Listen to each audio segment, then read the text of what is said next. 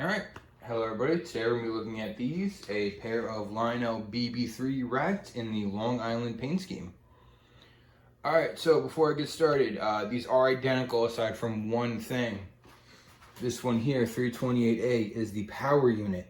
The motor is in this unit here. 328B is the sound unit.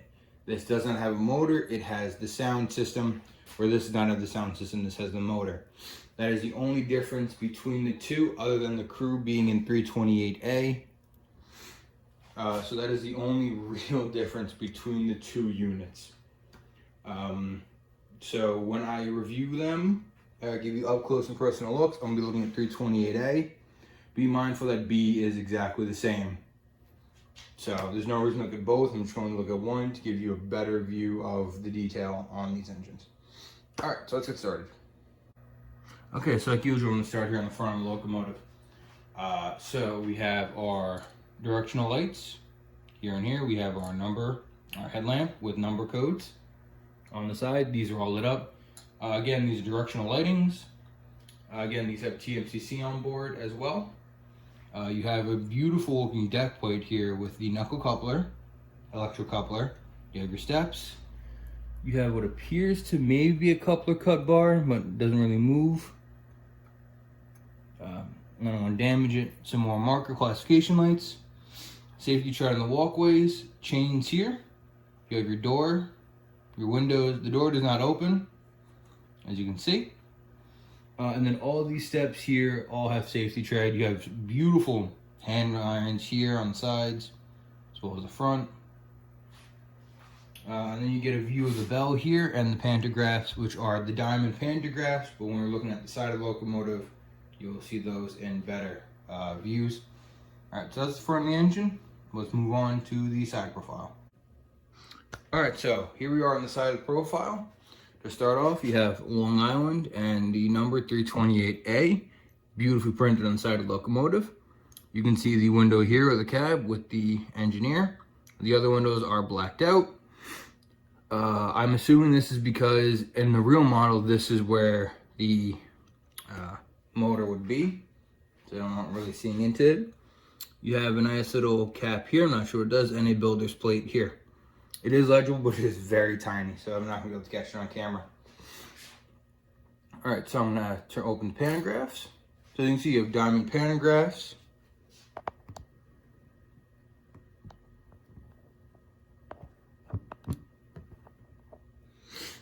You got the springs here. Beautiful insulation. Plastic pieces, modeling insulation. It is very nice pantographs. The pantographs are very well done. A lot of fidelity to the metal there.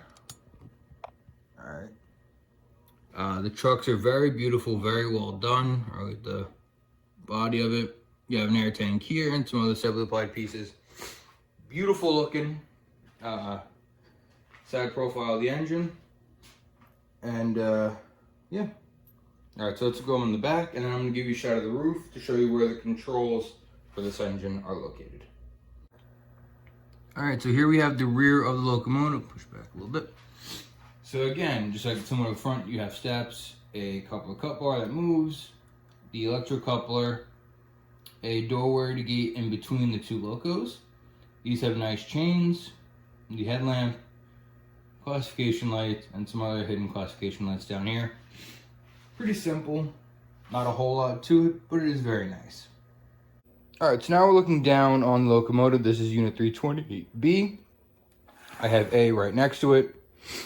So the controls for these locomotives are pretty well nicely hidden. Under these two panels here, you grab them here, lift them off.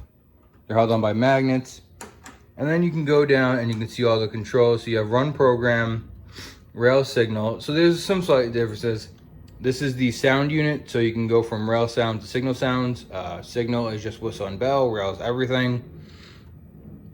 The on-off for the lights, as in classification lights, if you want to run them single as pairs, you can have them realistic either way.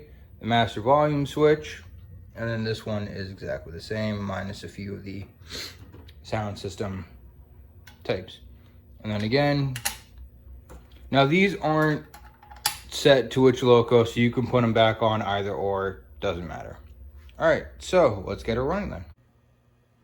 Okay, so the engines are now on. You can see 328 is set to be the lead unit with the green classification lights, and 328B is the lead with the yellow and red. All right, so again, I'm using my Legacy Cab 2 remote. They are under number 28 as the last 2 digits of their road number. All right, so let's get them running.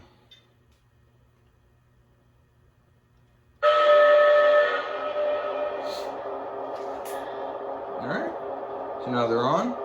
These are, again, older units. I believe they have rail sounds 2.5, if I'm not mistaken. 328 here. I've got these passenger cars ready to roll. Over. Long Island Railroad 328. You have a clear alley ahead. Over. I copy that. 328 is good to go. Over.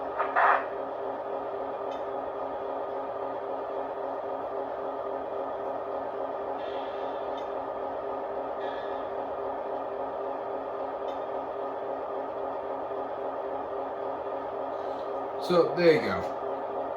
Rail sounds 2.5, so it has audible crew talk and tower comm, and it has tower comm and crew talk specific to this engine and its road name and number, which is lovely to see. So again, it has a air horn / whistle type that these older box cab electrics had. Have the bell. And aside from sound, that's pretty much it, besides revving up the RPMs up and down. So, yeah. Alright, so before we go, I'll show you what. So I just changed direction. As you can see, the green classification lights here turned on and yellow right here to show that it's now 28 is the lead and B is the lead, A is the follower. Alright. This is 328. I've got these passenger cars ready to roll. Over. This is the Yardmaster. Long Island Railroad 328. You are clear. Over. I copy that. 328 is good to go. Over. 328 here. These cars are rolling. Over. I copy that. Out.